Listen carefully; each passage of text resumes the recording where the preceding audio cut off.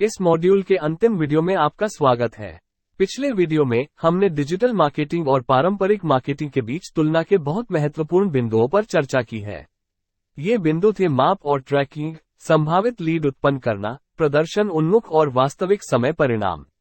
अब आइए अगले बिंदु पर चर्चा करें जो दर्शकों पर नियंत्रण है। इंटरनेट के युग में आप अपने दर्शकों पर सामग्री थोप नहीं सकते।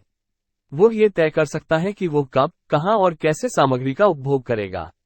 जैसे अलग अलग लोगों की अलग अलग प्राथमिकताएं होती हैं। किसी को ब्लॉग पढ़ना अच्छा लग सकता है, किसी अन्य को मोबाइल ऐप पर क्रिकेट मैच देखना पसंद हो सकता है। आपने देखा होगा कि डिजिटल मार्केटिंग में अधिकतर विज्ञापन आपकी रुचि से मेल खाते हैं। उदाहरण के लिए गूगल SCRP पर विज्ञापन, यूट्यूब पर विज्ञापन, फेसबुक पर विज्ञापन, वेबसाइट के किसी भी पेज पर विज्ञापन। इसके अलावा यदि आपको इन विज्ञापनों में रुचि नहीं है तो आपके पास इन विज्ञापनों को रोकने का विकल्प है।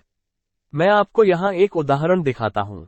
गूगल सर्च इंजन में यदि आपको किसी विशेष ब्रांड के विज्ञापन पसंद नहीं है तो आप भविष्य में किसी भी ब्रांड के विज्ञापन देखना बंद करने के लिए इस विज्ञापन विकल्प पर क्लिक कर सकते हैं। आप अन्य विकल्पों का भी प्रयोग कर सकते हैं, जैसे कि आपको कौन सा विषय पसंद है, कौन सा विषय आपको पसंद नहीं है, या आप विज्ञापनों से पूरी तरह बाहर निकल सकते हैं। इसी तरह YouTube विज्ञापनों पर विज्ञापन बटन छोड़ें, ईमेल में ऑप्ट आउट विकल्प और ब्राउज़र से पॉप अप बंद करें अन्य विकल्प हैं जिनका उपयोग उपयोगकर्ता कर सकता है यदि उसे विभिन्न ब्रांडों के विज्ञापनों में रुचि नहीं है। क्षमा करें, मुझे बीमा कंपनी से कॉल आया। मैंने इसे कई बार अनसब्सक्राइब किया, लेकिन फिर भी मुझे उसी कंपनी से कॉल आ रही है। पारंपरिक विपणन में बिल्कुल यही होता है। इस पर आपका ज्यादा नियंत्रण नहीं है। इसलिए हम यह निष्कर्ष निकाल सकते हैं कि डिजिटल मार्केटिंग के मामले में पारंपरिक मार्केटिंग की तुलना में उपयोगकर्ताओं के पास अधिक नियंत्रण होता है। अब हम अगले बिंदु पर चर्चा करते हैं जो अंतर्क्रियाशीलता है। इंटरएक्टिविटी का मतलब है कि कंपनियां फेसबुक पेज, ब्लॉग टिप्पणियां, ऑनलाइन समीक्षा, लाइव चैट, यूट्यूब वीडियो टिप्पणियां और कई अन्य तरीकों का उपयोग करके वास्तविक समय में अपने संभावित ग्राहकों के साथ बातचीत कर सकती हैं या इसके विपरीत।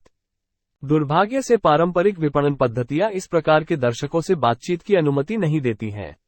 अंतर्क्रियाशीलता का एक और लाभ ये है कि आप अपने संभावित ग्राहक को उत्पाद खरीदने, वेबसाइट पर जाने, समीक्षा लिखने, उत्पाद को रेटिंग देने, समीक्षा पढ़ने और प्रतिक्रिया देने के लिए प्रोत्साहित कर सकते हैं। इसे बाजार में संभावनाओं से आसानी से देखा जा सकता है। अब हम अगले बिंदु पर चर्चा करते हैं और वो चर्चा का अंतिम बिंदु होगा। मुद्दा फेयर प्ले और इक्विटी का है। कभी कभी हम सोचते हैं कि डिजिटल मार्केटिंग आमतौर पर बड़े ब्रांडों द्वारा की जाती है और यह छोटे पैमाने के व्यवसाय के बस की बात नहीं है। नहीं, ऐसा नहीं है। डिजिटल मार्केटिंग में कोई भी व्यवसाय अच्छी तरह से तैयार की गई डिजिटल मार्केटिंग रणनीति और डिजिटल मार्केटिंग के कौशल के साथ आकार के बावजूद अपने प्रतिद्वंद्वी से मुकाबला कर सकता है। इसके साथ ही हमने अपना दूसरा मॉड्यूल पूरा कर लिया है। हमने डिजिटल मार्केटिंग की तुलना पारंपरिक मार्केटिंग से की है। अब मैं यहां अपनी अंतिम टिप्पणी देता हूं।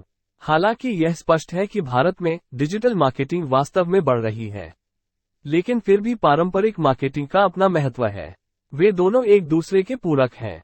यह व्यवसायों पर निर्भर है कि वे अपने संगठनात्मक लक्ष्यों को प्राप्त करने के लिए दोनों की शक्ति का लाभ कैसे उठा सकते हैं। आपका बहुत बहुत धन्यवाद।